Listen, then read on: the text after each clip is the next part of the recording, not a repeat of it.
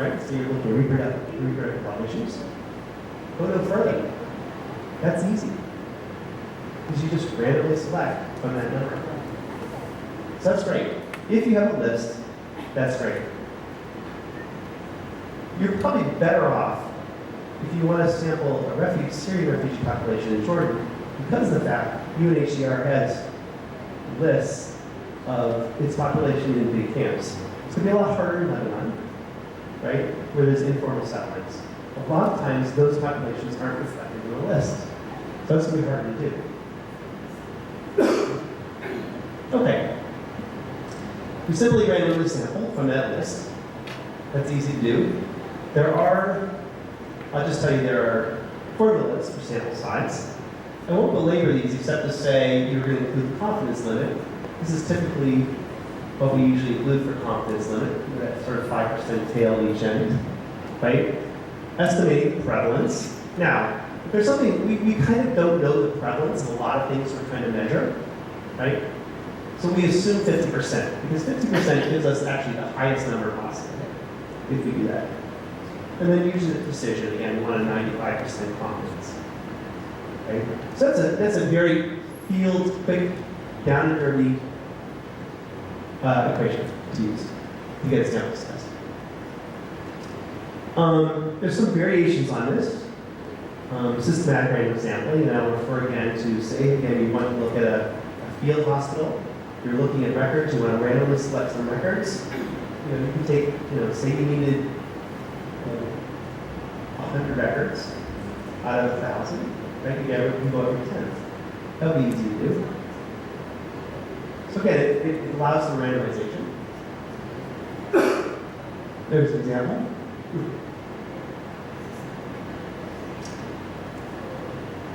And you can stratify simple random sampling. And I'm going to give you studies that I worked on. I lived in the Middle East for a while. I lived in the Palestinian territories working on a big USAID grant project looking at food and food security. We had to sample the entire Palestinian population of the West Bank and Gaza Strip. That was 3.5 million people. But really what we wanted to look at were the under fives. Well, specifically age 6 months to 59 months. Okay, and we wanted to look at nutritional status. Okay? How are we going to do that? It's a big population. Well, we're going to start out by saying, you know what? This is about food. And I can look at the West Bank, and I can look at the Gaza Strip, two very different places. West Bank is largely rural, and a lot of people grow their own food. So they experience having food available to them very differently than the Gaza Strip, which is probably the most dense place on the face of the earth. All right, Bangladesh. There's a lot of other places we talk about, but it's very dense population in a very narrow space. And they really have very low capacity to grow their own food. So I would argue, if we're going to do a food security study, right, of the big Palestinian population in the territories, I think I can stratify them. Those who live in the West Bank, those who live in the Gaza Strip. What that allowed me to do was to make really interesting comparisons between those two populations about food, and about food availability, and about nutrition.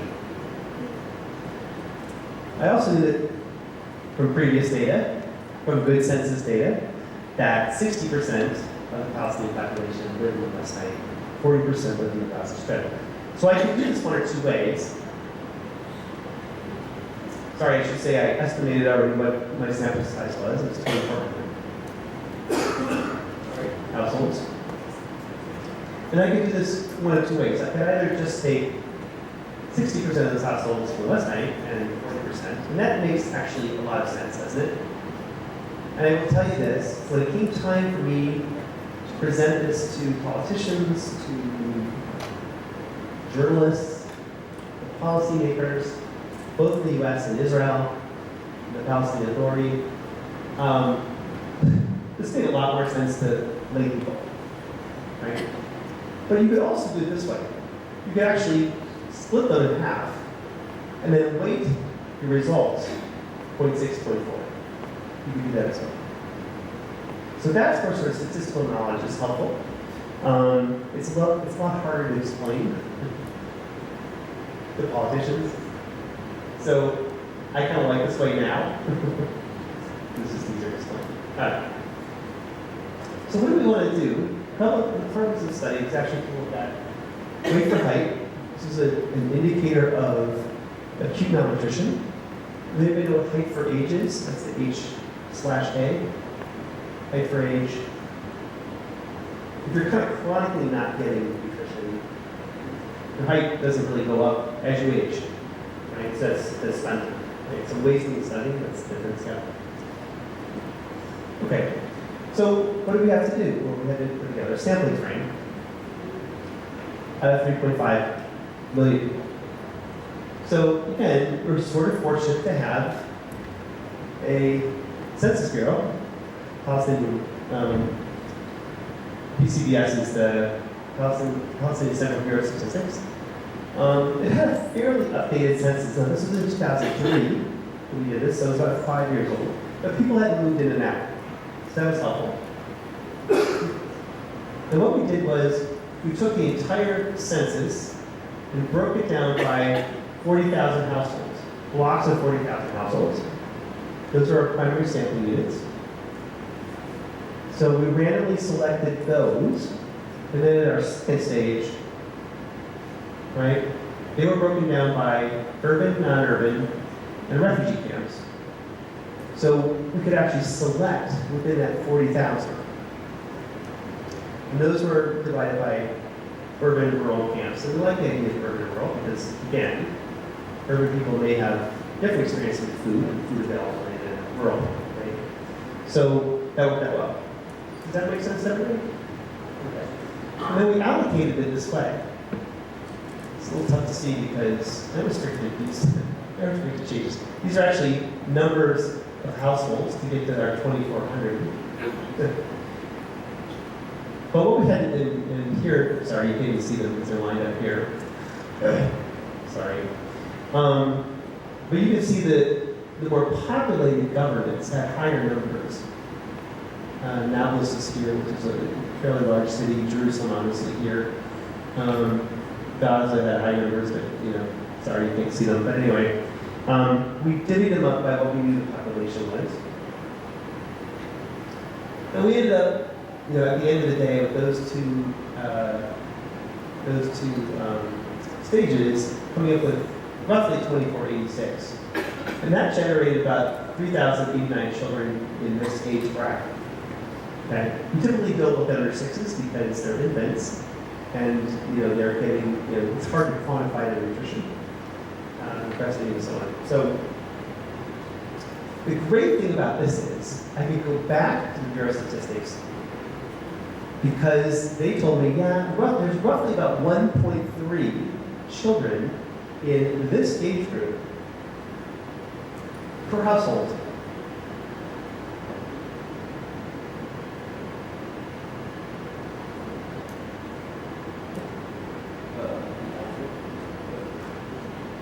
Anyway, and that's what it turned out to be. I think it was 1.24. So that helped us determine that was about right. And for those who are interested, that was the outcome of that. So this is the marker of acute malnutrition. This was global malnutrition. So this is the wasting, this is the stunting. Percentage. The other fun thing we were able to do is do a logistic regression, right? So remember we had a number of variables we looked at. We looked at gender, age, urban, rural, refugee status, non-refugee status. If you're a refugee, by the way, in Palestine, you're a refugee from the time of 1948 when you had to leave your house, right? When Israel, when the Israeli state was born.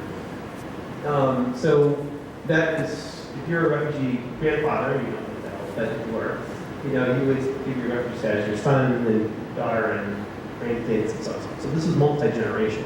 If you're a refugee, also you had more access to food through the UN Relief and Works Agency. So this was important.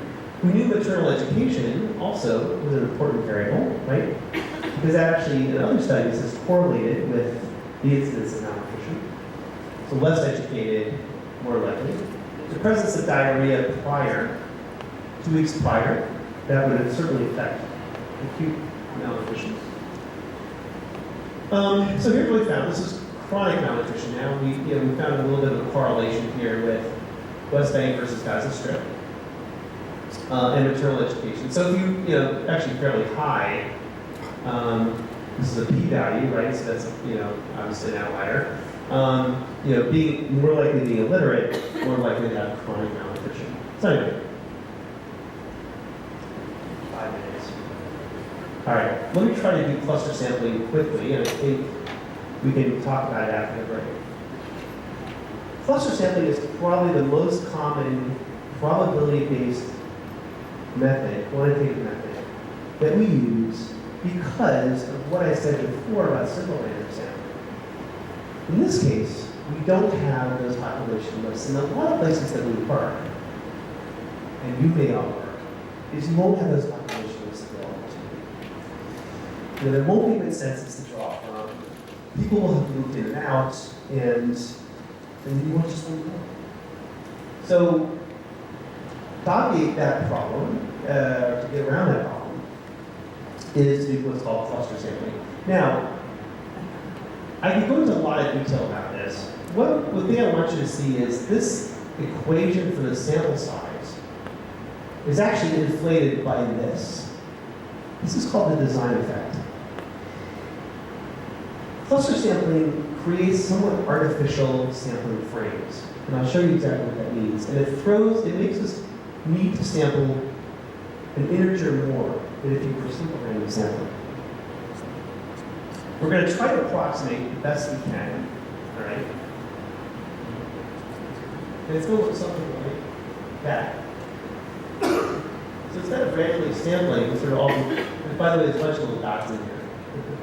We're going to try to create clusters of dots, and we're going to randomly select those in that first stage. Okay. Remember, our goal is to try to give everyone in the population equal chance of being selected. But we're creating some artificial barrier to that, right? By doing that.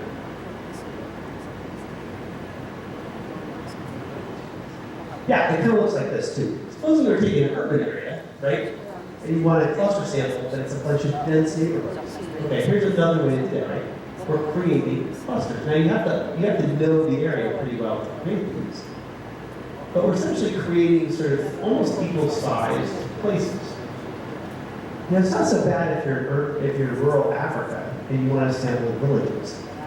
By the way, this method came out of the World Health Organization doing expanded program of immunization sampling to see if the EPI was covering all the immunization. So this is sort of we're borrowing this method now in crisis-affected populations. So let me back up one. Okay. So in order to do this, though, you still have to know sort of where people are and how they're dispersed.